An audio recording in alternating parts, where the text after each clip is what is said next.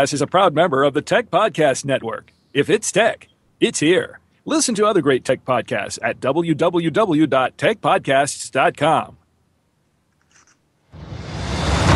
Yo, you are in the right place at the right time, listening to the right thing. Techwebcast. Congratulations on choosing such an awesome thing to listen to. You are clearly very smart. You're into tech stuff. You love hearing Brad and Jason and their guests chat, and you're probably really good looking too.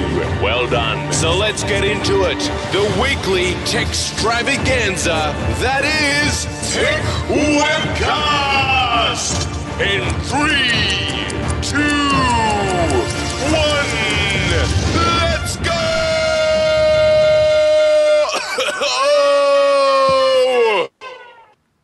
Welcome to episode 189 of the Tech Webcast podcast, recorded on Saturday, the 19th of May, 2012. Tech Webcast is recorded every Saturday and rebroadcast on Aussie Tech Heads on Thursday nights at 7 p.m. Today's hosts, we've got Brad, Stephen, Jason, and Jody, and our guest is Michael Sutton. Good afternoon, Brad. Hey, Jason, how are you, mate? Sorry about that, Chief. How's it going? Yeah, good, mate. It's been one of those What podcasts. have you been up to, dude? You're talking about your Foxtel again. Yeah, Foxtel, got the Foxtel back on to download the new app and check out the new On the app. Xbox? Yeah, Xbox, yeah, it's good, great app, and you can use Connect on it now. How does that work? Really well or terrible? I haven't got Connect, so that's why I can't use it. Ah, So, yeah, apparently it works really well. I hear people talking about it. sweet. Yeah. I thought if I ever wanted to watch some TV stuff again, I'd probably just go with that because it's $20 a month for a basic package. Oh, yeah, definitely. I reckon it's Affordable, no contract. No, you can leave whatever you want. You can get the, get the Showtime and the music channels and that sort of thing. Yeah, yeah. And Add on extra packages if you want them. yeah, what would you watch on there though? What would I watch? Yeah. Fox 8 is quite good. TV1, Comedy Channel, UK TV. Yep. I like all of those, and I think they're all in the basic package, so It is. it's It is. fantastic. It's all in basic. Yep, and you get some pretty good movies. Yeah, catch up TV and that sort of thing, and Yeah. it's quite fun to watch. ABC and SBS catch-ups are on there, aren't they? Yep, the apps on there as well. Yep. That sounds good. And so, do you get a lot of internet usage a month? Do you, Jason?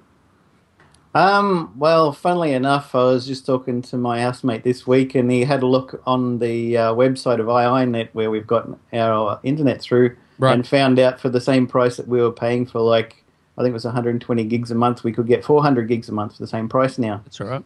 So he upped it to 400 gigs, so then we had 10 days to download 300 gigs worth of stuff. Oh, so I was like, well, I don't really download that much, but Yeah. it's good to know that it's there if you need it. there you go. You can go and use the Foxtel. Yeah.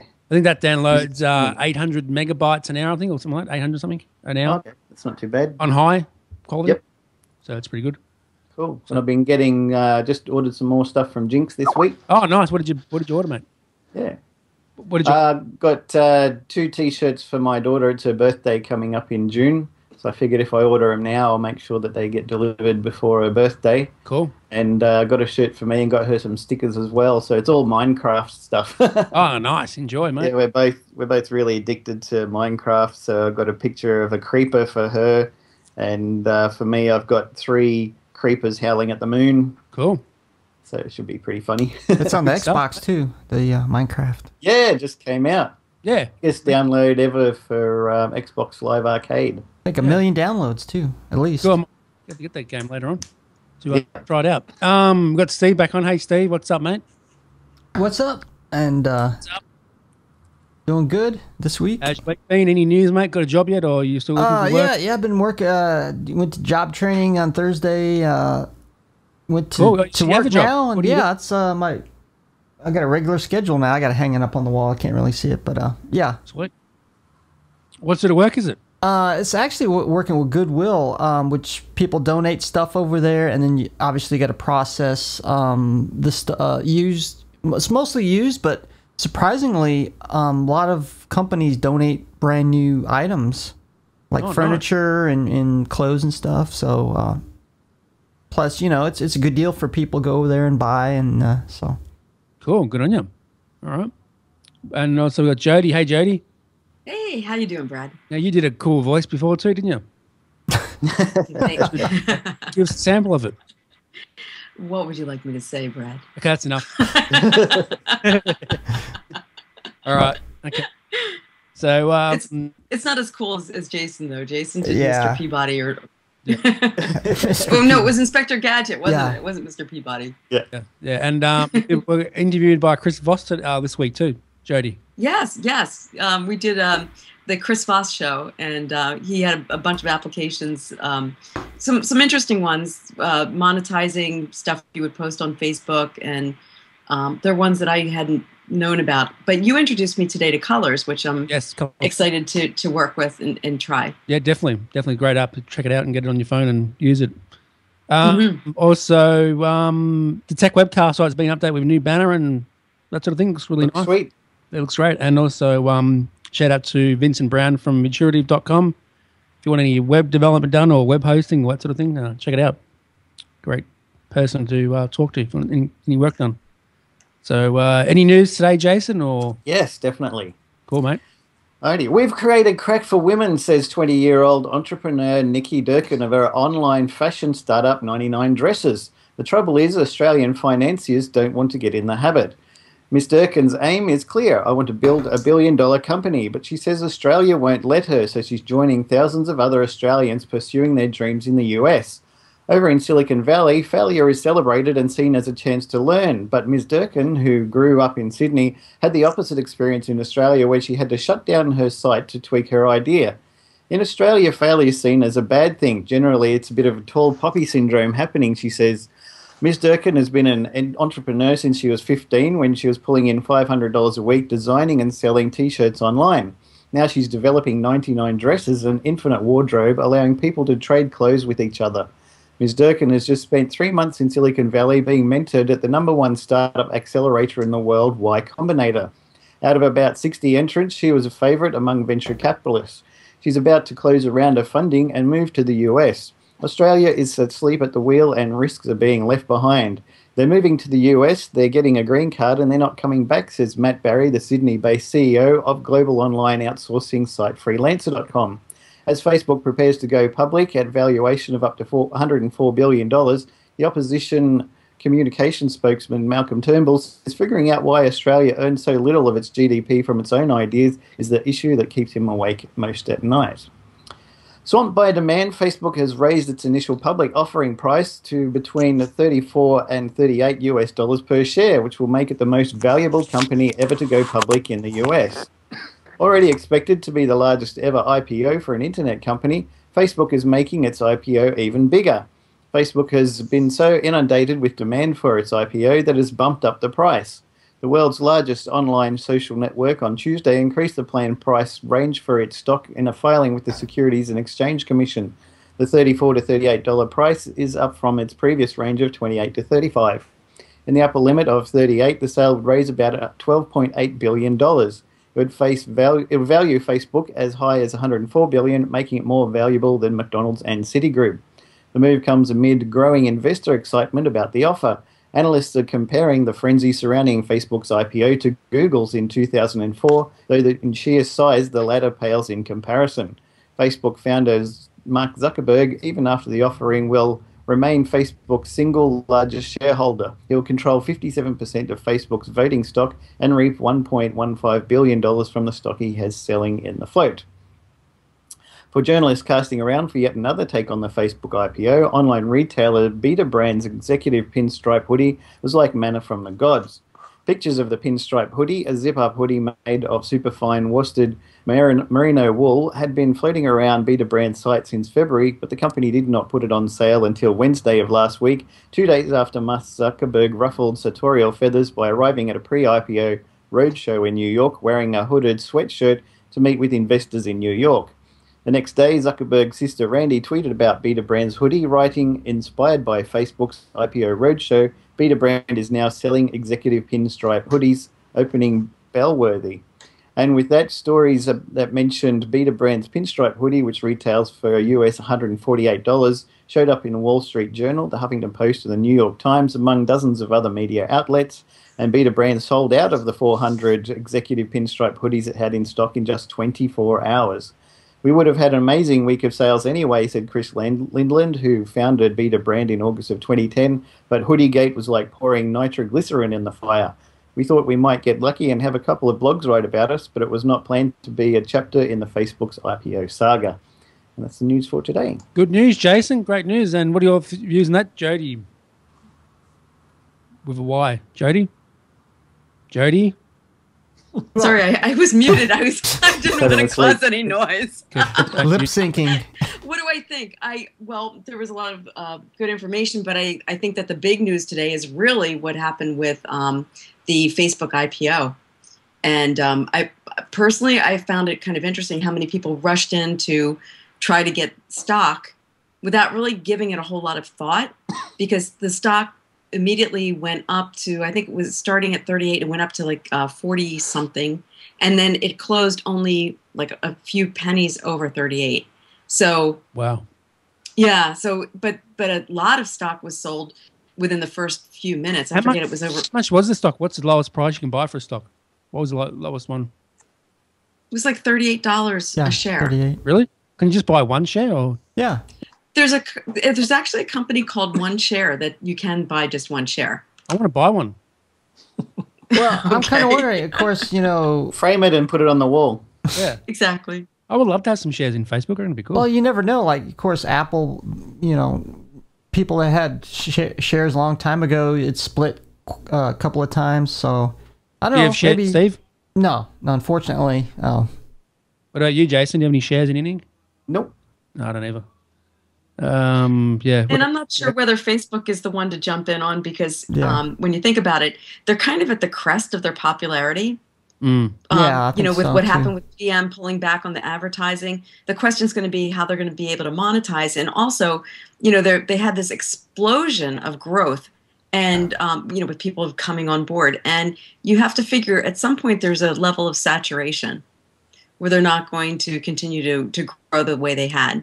And the other thing, has to do with, you've got all these people that jumped in and bought stock, but the reality is, if they're not monetizing it, what's really underlying it? What's the value? Yeah. And I think that's a good point, because I think it's getting right now where Facebook is getting oversaturated at some point. So you got to think, is it really gonna go up anymore? But I don't know. You never know. Right. Let's jump to the guest today, Jason. Who do we have on? Michael Sutton, welcome to the show. Hi guys, how are you? How are you, Michael? Hi, good. Tell us a bit about yourself and what you do.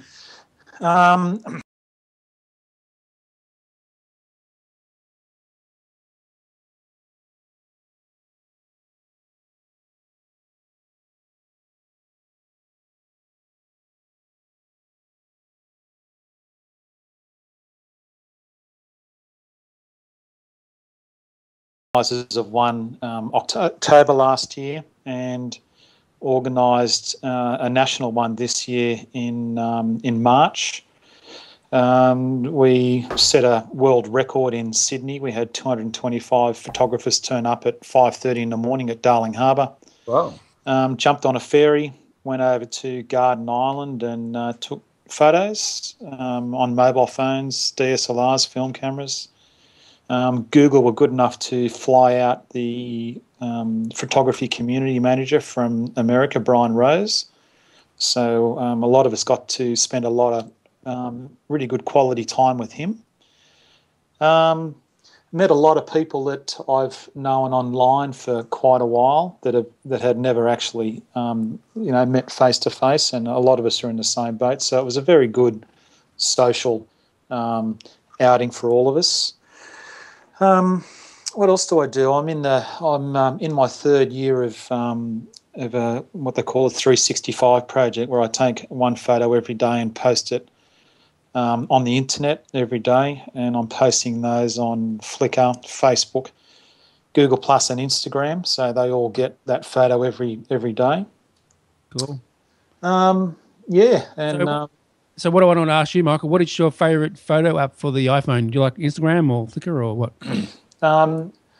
Well, I use the generic camera on the iPhone to take the photos. Yep. And my favourite processing apps would be Snapseed. Okay. And Camera Plus. Cool. I don't use any of the filters on Instagram. If I'm using any filters, I'll use one on Camera Plus, but the majority of my editing is done on Snapseed. Okay. Yeah, I've done a bit on Camera Plus as well. I really like it. There was a rumor for a while that Twitter was going to buy Camera Plus after, was it Facebook got Instagram, but it doesn't seem to have happened. Yeah, I heard the same rumours. I've tried to get answers from Lisa Bettany on that. She was the person behind all that when it started, but have never got any answers from her. Look, I think it'd be great to see someone buy it. I'd like to see someone like Google buy it rather than Twitter or Facebook.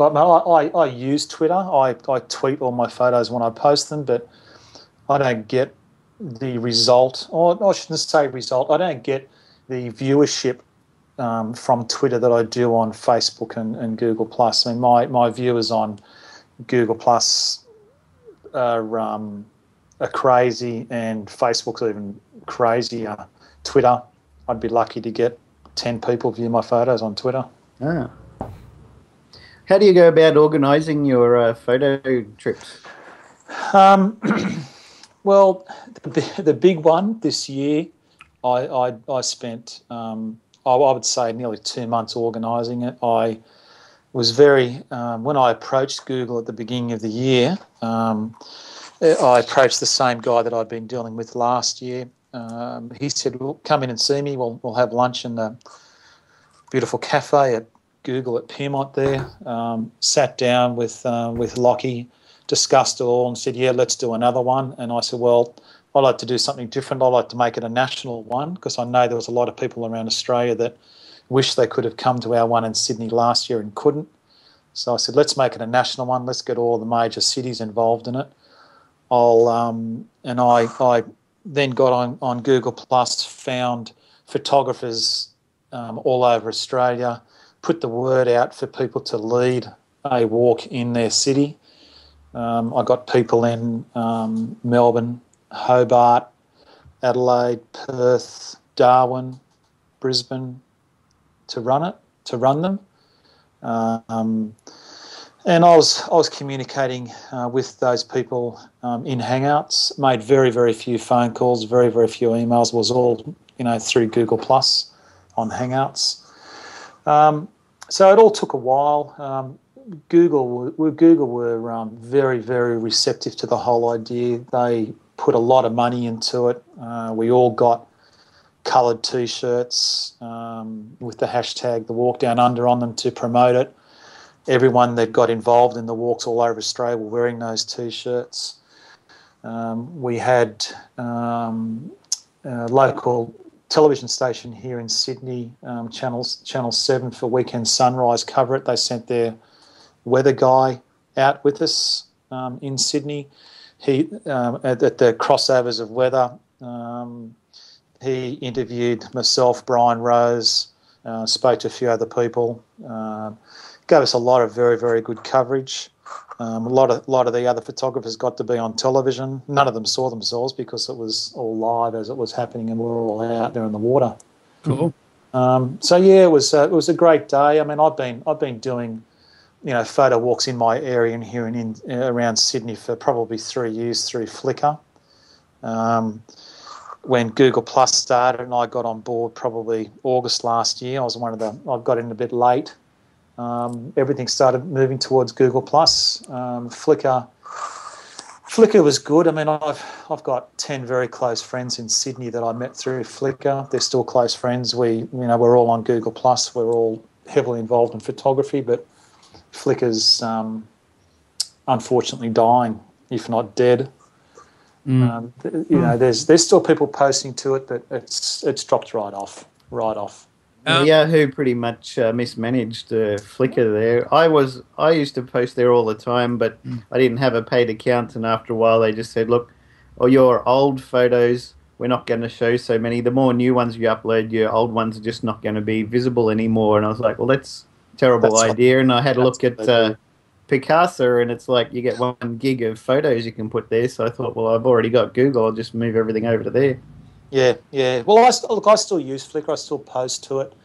I renewed my subscription with Flickr probably 2 days before I started on Google+. I renewed it for 2 years, and when I got on Google+ and found out how good it was, I sort of kicked myself for renewing it for 2 years with Flickr. But yeah, look, if I didn't renew it, I would have lost a lot of my photos. They're still there, but they're not viewable until you pay your subscription. Yeah. With Google+, it's all free. So Michael, so how do you like Instagram? I love it. We have a very, very strong Instagram community in Sydney. There's strong Instagram communities all over Australia. I don't think Facebook buying it has done it any harm. I think if anything, it's done it good. Look, I like it. I like the ease of it. It does attract a lot of. How can I say this without sounding mean? But it attracts a lot of people who think they're food photographers and will take photos of their breakfast or a cup of coffee and put it up. There's a lot of that. Yeah, there is. You only see those if you have those people as a contact. If you don't have them as a contact, you're not going to see those pictures. So I'm pretty selective as who I have as a contact on Instagram, because I don't want to look at those pictures. And if people start posting stuff like that, I'll just unfriend them like I do on Google Plus and Facebook. Yeah, exactly. Yeah. Well, I was going to ask you about Google Plus next. Actually, my question to you. Yeah. With the new update to the iPhone. Godsend. Now, I'm seeing a photo. Do you think it's to do with photos now or not? Do I reckon? Sorry, is it better for photo? Better or with photos now? Because I'm seeing a lot of photos on there in the app. It's bringing out more of a photo. Well, look, there's always. When I first started on Google Plus in August last year, I got into a couple of hangouts and virtually said this is all for photography, and I was in a hangout with a lot of tech people, and they disagreed with me. I think now Google Plus is very, very big in the photography community, very, very big. Probably the biggest community on Google Plus. Right. Yeah, look, that's all. I mean, the only people I have in my circles, other than you guys that I'm talking to now, they're all photographers. So I'm seeing that's all I'm seeing is photos, because that's my interest. Yeah, that's good. Yeah, it's good. And that's what I like about the Google Plus community. You just have people in your circles that in the areas that you're interested in, and that's what you see. Yep. So you're not getting inundated with all of that spam from other people. You're just not interested in their stuff. Yep, it's great. Sure. What about you, Jay? Do you got any questions for Michael? Yeah, absolutely, Michael. I'm curious because you're using, obviously a phone to take your pictures. Do you also use a regular camera? The iPhone is a regular camera. A non-mobile phone camera. I've got a Nikon D90. I still do use that at the moment, but all I'm really using that for at the moment is to mount my iPhone on top of it. Yeah. And I do virtual photo walks with it. So I'll be down the beach at the sunrise with my iPhone attached to the top of it, doing hangouts for virtual photo walks. Look, I do take some photos on it, but I prefer the iPhone because I can get out there, I can take a photo on my iPhone. I've usually got a good idea in my head what I want to do. At the moment, I'm doing a lot of silhouettes down at the beach at sunrise of surfers and walkers and runners. Yeah, I love them photos of the surfers. They're good photos, mate. So I'll get myself a little spot on the beach, usually where there's a bit of a rip, because that's where they go into the water. Yep. I'll stand there and I'll have the sun right in front of me. I'll wait for the guys and I'll just go and stand right behind them and snap away, and I'll get the photo I want and then I stop. I can then go back to my car or go to the coffee shop, sit there, edit the photo in Snapseed, post it up on Google+, Facebook, Flickr, Instagram, Twitter, finish my cup of coffee, jump in my car and go home. Nice. And now, do they think you're taking the photos? Do they ever ask you why you're taking photos? Or when I initially started, yeah. Now, unfortunately, now a lot of people come to me and say, what do you want me to do? And I just say, don't do anything. I just want you to do what you do, and I'm just going to be standing behind you taking photos. Cool. That happened this morning. The guy said, do you want me to pose? And I said, look, if you pose, people are going to know you pose. Just do your stretches and I'll take my photos, and that's it. Yeah, look, initially, people were querying. I was talking to a couple of photographers this morning, and they said, do people give you funny looks? And I said, well, they do if they don't know who I am, but most of the people down there do, because I'm squatted down on the ground behind them with a little phone in my hand taking photos of their backsides, and, you know, it does look a little bit freaky, but that's what I do, and I can get away with it. Yeah. So look, the reason I use my iPhone is I can do everything on the spot. With a DSLR, I might, you know, I'll spray. A lot of people spray and pray. They'll just leave their finger on the button, taking heaps of photos. The problem with that, you've got to come home, you've got to take the SD card out, you've got to stick it in your computer, you've got to download them to your hard drive. You've then got to get in an editing program. You've got to change them from RAW to JPEG. You've got to do all your editing. You're going to sit there. You're going to procrastinate.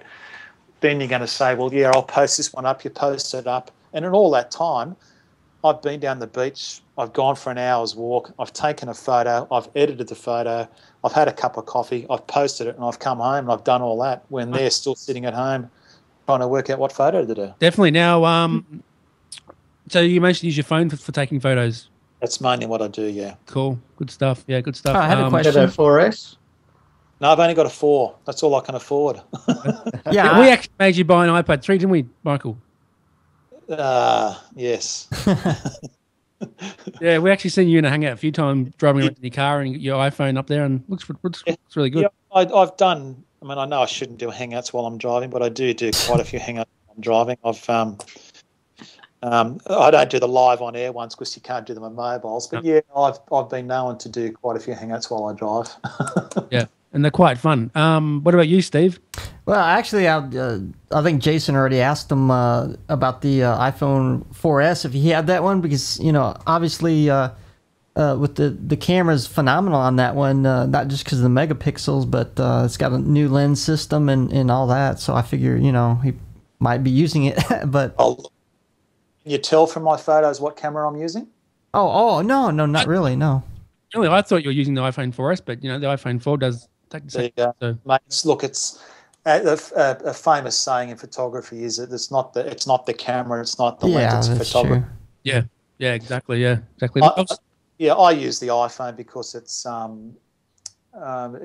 just a lot easier for me with my style of photography. It's great for street photography. Been mucking around a little bit with long exposure photography using a couple of apps. One called Slow Shutter Cam, which gives you the impression that the shutter's been left open, so you can do a little bit of light painting with it. But yeah, look, it's just a handy little device. It's always with me. It's always in my pocket. I very rarely use it for phone calls. Wow. That's kind of funny when you think of it. I'm on a $89 plan on it. I get unlimited phone calls, unlimited text message, and I get 3 gig of data, and I'm using it as a camera. Wow. Well, do you use your DSLR for to call people with? Or? If you actually look at my profile photo on Google Plus at the moment, it's a picture that another local photographer took of me when we were out for the supermoon a couple of weeks ago. I was doing a live hangout, and I'd finished it, and I still had the phone on top of my camera. Someone rang me, and so it's a photo of me holding up the camera and my phone to my head while I was talking on the phone. So yes, I did. Oh, did you get some good pictures of the supermoon? I tried to do it, but it pretty much sucked. Look, I got a couple, but I'd organised a mini Google Plus walk. I thought about 5 people were going to turn up. We went to the National Park at Kurnell to do light painting with steel wool, and I had 30 photographers turn up for that. I was only expecting about 5, and I was mainly concentrating on. I was creating the lighting effects for them to take photos. But no, we got some. There's some people got some fantastic photos of the moon. Fantastic. I got very few. And what other iPhone apps do you use, Michael, on your phone, mate? You got an iPad 3 now. What do you think of the camera on that? Yeah, look, the camera on that's great. I have used that down at the beach to take photos, like I am on my iPhone. The camera on that's the same as the camera in the iPhone 4. So yeah, look, it's a great device. I use an app on that called Paper. Cool.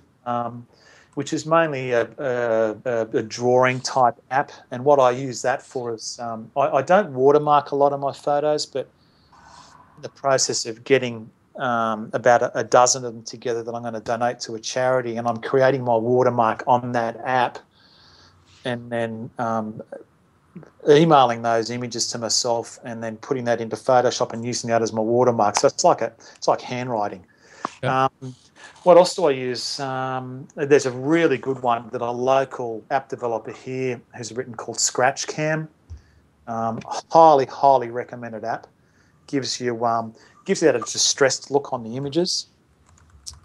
Use another one called Dynamic Light, which can give you a HDR type effect on the photos. I use a new one called Noir, Noir, which is a black and white filter.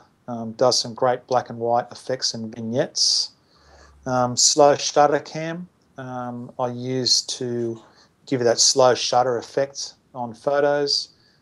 Another one called Lens Light, which you can add starburst and lens flares to your images. I use that pretty sparingly because you can usually tell that people have used that. Nice. And then I've got the usual sunrise and moonrise apps, Sunseeker, Sunrise, Sunset, which will give me an idea of positioning of the sun when it rises or the moon when it rises.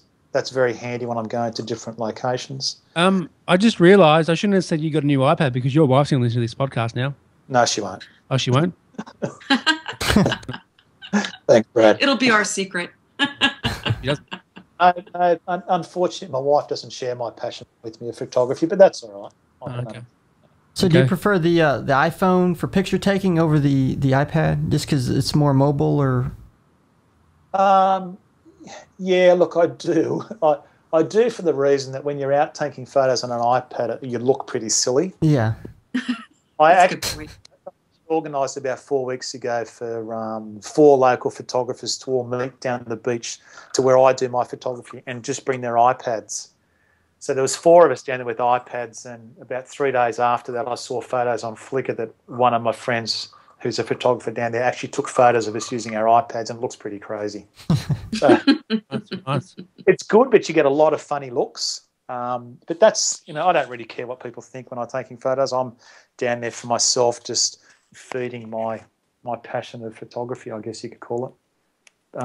Look, the iPad's great for taking photos because as you're holding the iPad up to your subject, you're getting a really, really good view of what you want. It allows you to compose the photo a lot better, and it just looks a lot better than looking through a little viewfinder of a DSLR. You really don't know what you're going to get on a DSLR until you get home. Mm. Yeah, look, they're both great. The iPad's just a bit difficult. Yeah, that's all. I love the iPad 3. It's great screen. It is. It's very nice. Very nice. All right, any last word before you go, Michael? Anyone chucking any last things? No, the blog and stuff or not? No, I just encourage people in photography just to get on Google Plus and have a good look at it. It's a very, very active community. So is Facebook. I picked up 59,000 subscribers to my Facebook page over the last week. Wow, that's a lot. Wow. Well, that's. I think there's been some. There was 100 of us suggested to Facebook when a well-known photographer, Thomas Hawke, went to Facebook and met with all the big people there, and I think he's suggested all these people should be somehow put in a suggested users group. So my following there is very, very high. So, yeah, just get your photos, share them, listen to photography podcasts, get onto YouTube, look at photography-based videos, get out there and just take photos as much as you can, if that's your passion. Don't expect to make money out of it. I know very few people that do, but just get out there and take as many photos as you can and enjoy it. Have fun. Yep. Share your. Any photo podcasts out there, Michael, that you listen to? Yeah, Leo Laporte does a couple. What are they? I mean, I won't be listening to as many now because I used to listen to them on my hour-and-a-half drive to work and my hour-and-a-half drive home every day. But look, there's a lot of good photography podcasts. Get onto iTunes, have a look at them. Yeah, definitely. I mean, there's probably 20 or 30, and I think you've really got to download them, listen to a couple of episodes, and find the ones you like that suits you, and keep listening. I mean, I've been listening to photography podcasts for probably 2-3 years. And you can learn a lot. You know, you get to hear a lot of the people that you share photos with, that comment on your photos, and when you hear them on a podcast, you know, talking about photography, and if you're lucky enough for one of them to mention you, it's fantastic. It's great. What about has any people mentioned you on any sort of shows at all? Trey Ratcliffe has. Oh yeah, okay, yeah, him. That's right. Yeah, it's cool. I was on his variety hour about 3 weeks ago. He actually asked me to co-host it for him. Cool. We spoke about the walk down under that we did on the 31st of March. I presented him with one of our baseball caps from the Australian photography community on the show, which was rather humorous. Nice. Look, he's the only one I've heard, because a lot of photographers out there, I really feel looked down on people that use their phones as cameras, mobile photography, iPhoneography. They see it as a serious type of photography. Yeah, definitely. But that's not. I mean, I'm not going to change because they don't think it's serious. I do it because I enjoy it. I like the platform. Yep. It's an easy platform. Definitely. All right, Jason, any last words before we go, mate? Oh, thanks for coming onto the show. It's a very interesting interview. No worries. And if you're in Melbourne next Saturday, I have been asked to sit on a mobile photography platform for CNET TV. Oh yeah, cool. So you're going to be on TV then? Well, I've been on TV. CNET TV before with the photo, but they've asked me to sit on a panel. I've told them I can't make it, but everyone's trying to encourage me to get down there for it. That's going to be good exposure. So I'm thinking again about going down to that. Yeah. That Saturday at 12:30. Where's that at? Whereabouts in Melbourne is that, Michael? I'm not sure. All right, well, watch out for CNET TV. He'll be on that, I think. Hopefully, maybe. Yeah. And where can they find you on Twitter, Michael, and other good stuff? On Twitter, I'm SUTTO007. Okay. Facebook, just Michael Sutton. Nice. Google Plus, it's Michael N. Sutton with an N in the middle of it, because there's already another Michael Sutton photographer in America. But on Google Plus is probably the best place. All right. Well, I'll put that link in the show notes so people can add you and check it all out. Sounds good, Brad. Thank you. All right. Thanks, mate. Jason, where can they find you on Twitter, mate? You find me on Twitter, Warlock, WAULOK, and website bluebilby.com. Cool. And myself, Brad Oz on the Tech Webcast. Steve? Find me on Justin.tv for Linux Cool Dude, and Twitter, Chatterbox_live. Nice. And JD Rain? You can find me on Twitter as Sunswept, or my website, webmarcom.net. Cool. Just want to give a quick shout out to Lee Allenham. He wanted me to say hi to him. So hi, Lee. Just put a thing on Facebook before if they want a shout out. So he does. So I said hi to him. Cool. Say hi to him then, Jody. Hey. No, you need to say hi, Lee. And hi, the voice. And hi, Glenn from Aussie Tech Heads. Great job each week, mate. Glenn does Aussie Tech Heads each week. So, thanks, Jody. Thank you. Thanks, Steve and Jason and Michael for being on. Thank you, mate. Thanks, mate. And good luck, Michael. Thank you very much, guys. Appreciate it. Hi, Glenn from Aussie Tech Heads. Join Will, Eric and myself as we bring you the latest, most up-to-date, important tech news that affects you from Australia and the world. Weekly podcast available each Friday through iTunes. Watch the live stream recording of the show at live.thesecrethub.com each Thursday night, 7:30pm or GMT +10. Call in live via Skype or chat in our lounge. However you get us, just make sure you do. Listen or visit our website for more information, www.aussietechheads.com.au. Aussie Tech Heads, Australia's longest-running tech news podcast.